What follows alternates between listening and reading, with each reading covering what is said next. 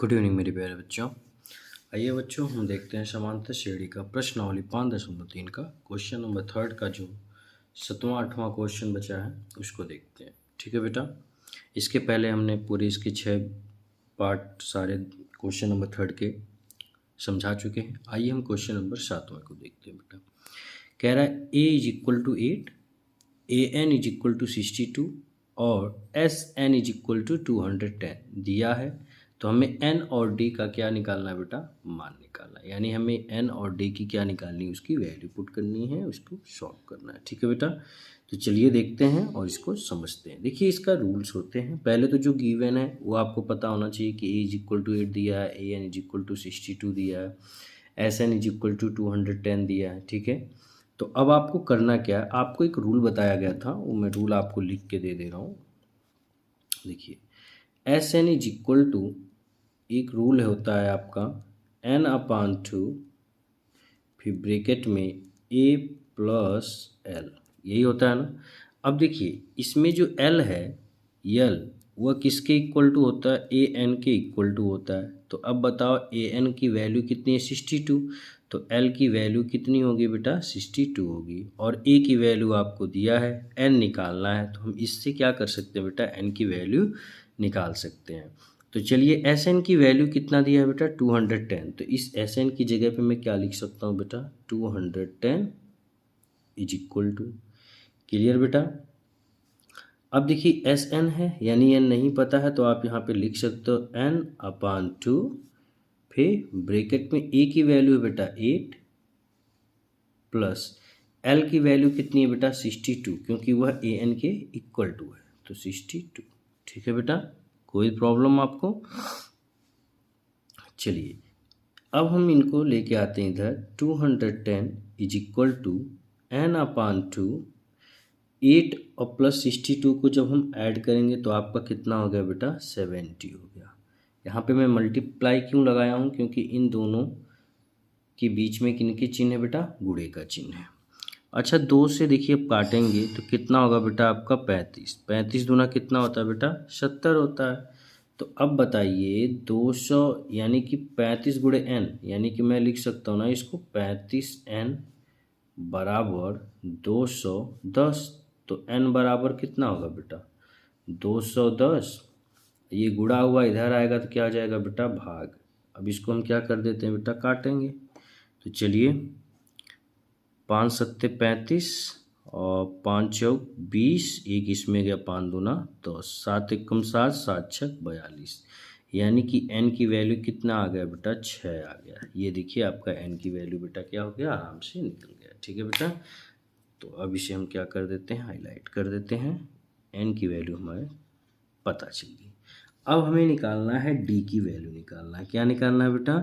d की value निकालना है। उसके लिए हमें रूल फिर पता होना चाहिए। हमने रूल आपको बताया, देखिए मैं एक रूल और बता रहा हूँ। ए एन इज इक्वल टू, हमने रूल क्या बताया था? ए एन इज इक्वल टू क्या होता है बेटा? ए प्लस n-1 डी। ठीक है बेटा, ये फार्मूला है। तो ए एन की वैल्यू अभी आपको कितना दिया था? 62 दिया था। देखिए ए एन की वैल्यू कितना दिया है बेटा? 62। तो इस ए एन की जगह पे मैं क्या लिख दूँ बेटा? 62 इज इक्वल टू, ए की वैल्यू आपको कितना दिया बेटा? 8। तो ए की जगह पे मैं 8 कर दे रहा हूँ। एन की जगह पे आपने कितना निकाला बेटा? 6 माइनस 1। और डी आपको बेटा क्या करना है? निकालना है। ठीक है बेटा, अब बताइए सिंपल कैलकुलेशन है कि नहीं? बहुत सिंपल है बेटा। आप 6 माइनस 1 करोगे तो कितना होगा? 62 इज इक्वल टू, देखो 8 और 6 माइनस 1 करेंगे 5, और 5 इंटू डी करेंगे यानी गुणा करेंगे। 5 का डी में गुणा करेंगे तो कितना हो जाएगा बेटा? Plus 5d। कोई दिक्कत बेटा? तो अब 5d को इधर लेके आओ। 5d इज इक्वल टू, ये देखो 62, ये प्लस है, इधर गया तो -8। ठीक है बेटा, तो 5d बराबर कितना हो गया? 12 माइनस 8 करेंगे तो आपका कितना होगा? 4, और यहाँ बचा 5, 54। ठीक है बेटा, तो d इज इक्वल टू आपका कितना होगा बेटा? d इज इक्वल टू होगा 54, और ये मल्टीप्लाई का क्या होगा बेटा? Divide upon 5। यही इसका क्या होगा? मान होगा। तो d का भी मान देखिए आपका निकल गया बेटा। d का मान आपका कितना है? 54 अपॉन 5। ठीक है बेटा, ये आपका डी का मान है। ओके, आई होप आपको ये क्वेश्चन अच्छे से समझ में आ गए होंगे। अब आप अच्छे से इसका स्क्रीनशॉट ले सकते हैं और इसको सॉल्व कर सकते हैं। ठीक है बेटा, चलिए अब हम बढ़ेंगे क्वेश्चन नंबर इसके नेक्स्ट यानी क्वेश्चन नंबर 8 की तरफ देखते हैं और उसको भी समझ के सॉल्व करते हैं।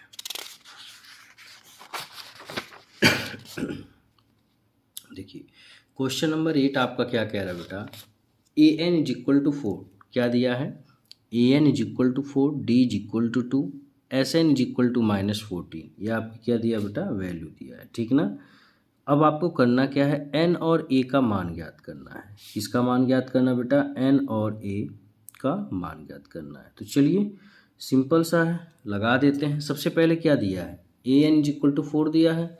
ए एन का फार्मूला क्या होता है, a n is equal to rule होता है a plus n minus 1 d. ये बेटा ए एन का रूल होता है ना। तो ए एन की जगह पे आप 4 कर दो बेटा। ठीक है, डी हमें पता नहीं है, एक ए भी नहीं पता है, प्लस एन नहीं पता है तो एन माइनस 1 और डी का मान दिया है आपका 2। देखिए डी का मान कितना दिया बेटा, 2। ओके, अब इनका कैलकुलेशन कर दो बेटा। देखो 4 इज इक्वल टू ए, इसका मल्टीप्लाई करेंगे 2n में तो कितना होगा बेटा, 2n, और 2 का 1 में करेंगे तो कितना होगा बेटा, -2। ठीक है बेटा, अब इनको सॉल्व करते हैं। 2n को आप इधर लेके आओ, ठीक है, या फिर a को इधर लेके आओ तो कितना हो जाएगा, a इज इक्वल टू कितना होगा, ये माइनस है, इधर आएगा तो प्लस हो जाएगा, तो 4 2 कितना हो जाएगा, 6, और ये प्लस इधर जाएगा तो -2n, तो a is equal to 6 -2n। इसको हम क्या कर लेते हैं, इक्वेशन नंबर बेटा फर्स्ट बना लेते हैं। अब आपकी एक वैल्यू दिया है S N is equal to -14 दिया है, तो इस पे लगा लीजिए। ठीक है बेटा, चलिए एस एन का फार्मूला आपको क्या होता है, एस एन का फार्मूला होता है ना n/2, फिर ब्रैकेट में 2a प्लस n-1 डी, ये रूल होता है। अब एस एन की वैल्यू आपका बेटा -14 दिया है, तो यहाँ पे आप क्या करोगे बेटा, -14 इज इक्वल टू एन आपका अभी निकला नहीं है तो n/2 ही करेंगे। क्या करेंगे बेटा वहाँ पे, n/2, ए की वैल्यू देखिए आपका कितना है, ए की वैल्यू अभी आपने निकाला 6 -2n, तो इसकी जगह पे मैं क्या लिख सकता हूँ, 6 -2n, कोई प्रॉब्लम आपको, फिर प्लस ये देखो n-1 और डी की वैल्यू कितनी बेटा, 2 है। अब इसको हम क्या करेंगे बेटा, सॉल्व करेंगे। तो चलिए ये देखिए आपका रहने देते हैं, -14 इज इक्वल टू n/2, पहले ब्रैकेट को सॉल्व करेंगे। ठीक है बेटा, तो ब्रैकेट को जब आप सॉल्व करेंगे तो कितना होगा, 6 2 जा 12, -2 का n में करेंगे तो बेटा 4n, और प्लस इसका करेंगे तो कितना होगा, 2n -2। ओके बेटा, चलिए आगे बढ़ते हैं। बहुत सिंपल है, बस आपको बेटा ध्यान देना है थोड़ा सा। देखिए बिना पढ़े बेटा कुछ होने वाला नहीं है।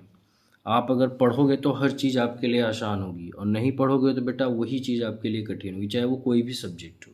ठीक है, तो और एक टीचर जो होता है बट आपको गाइडेंस दे सकता है, गाइड कर सकता है, समझा सकता है, पढ़ना तो बेटा आपको पड़ेगा। तो इसलिए मेरा आपसे ये रिक्वेस्ट है कि आप थोड़ा सा पढ़िए, समझिए।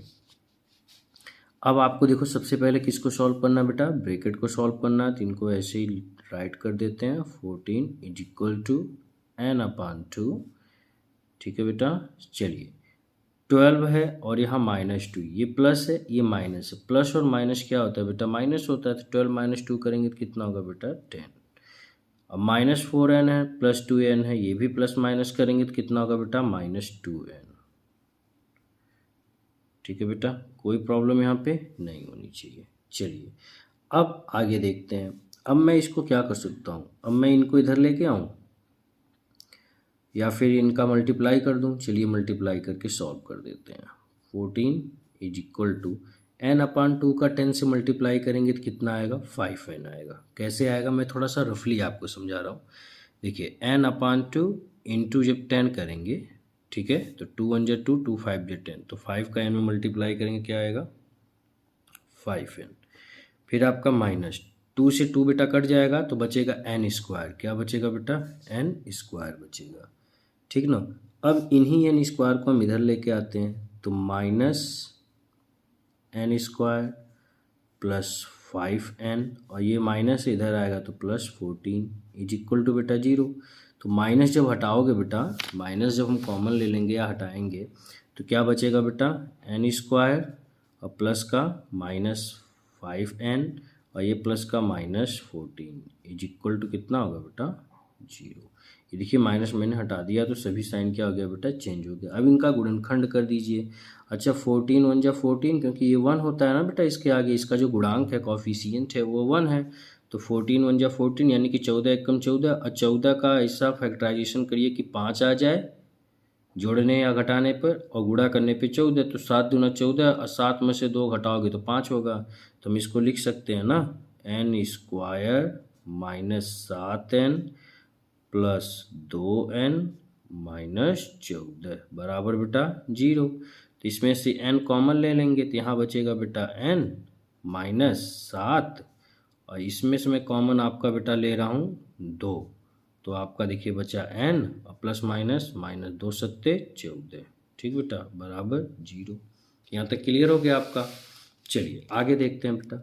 अब एक ब्रैकेट में आपका हो गया n माइनस 7, एक ब्रैकेट में हो गया n प्लस 2, तो इज इक्वल टू 0 हम इनका भी लगा सकते हैं, इज इक्वल टू 0 इनका भी लगा सकते हैं। तो n इज इक्वल टू इधर जाएगा तो n minus 7 is equal to 0, तो n इज इक्वल टू 7 हो जाएगा।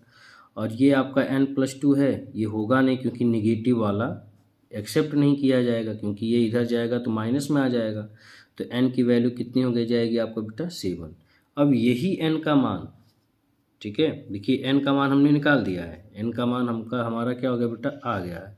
अब हमें a की वैल्यू निकालनी है। किसकी वैल्यू निकालनी है बेटा a की वैल्यू निकालनी है। तो जो आपने n है ना, यही आप क्या करो बेटा क्वेश्चन नंबर फर्स्ट जो देखिए बनाया था हमने ना a is equal to x minus 2n, है ना, इसी में क्या करिए बेटा n की वैल्यू को रख दीजिए। तो लिखिए n का मान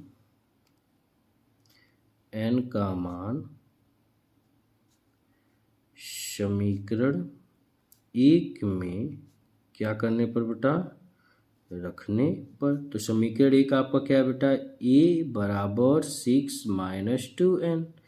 तो a देखो 6 माइनस 2, n की वैल्यू आप कितनी बेटा 7 है, तो 7 कर दो। a इज इक्वल टू बेटा 6, 7 2 जा माइनस 14, ठीक है। तो अब a इज इक्वल टू कितना होगा बेटा, इसका जब कैलकुलेशन करोगे a इज इक्वल टू कितना होगा 14 माइनस 6 आप करोगे कितना होगा बेटा -8, ठीक है बेटा। देखिए 6 माइनस 14 करोगे तो कितना होगा बेटा -8। तो a की वैल्यू कितनी आ गई, a की वैल्यू आपका -8 एंड n की वैल्यू कितनी है बेटा 7। यही हमारा क्या था बेटा आंसर था। आई होप आपको ये भी अच्छे से समझ में आ गया।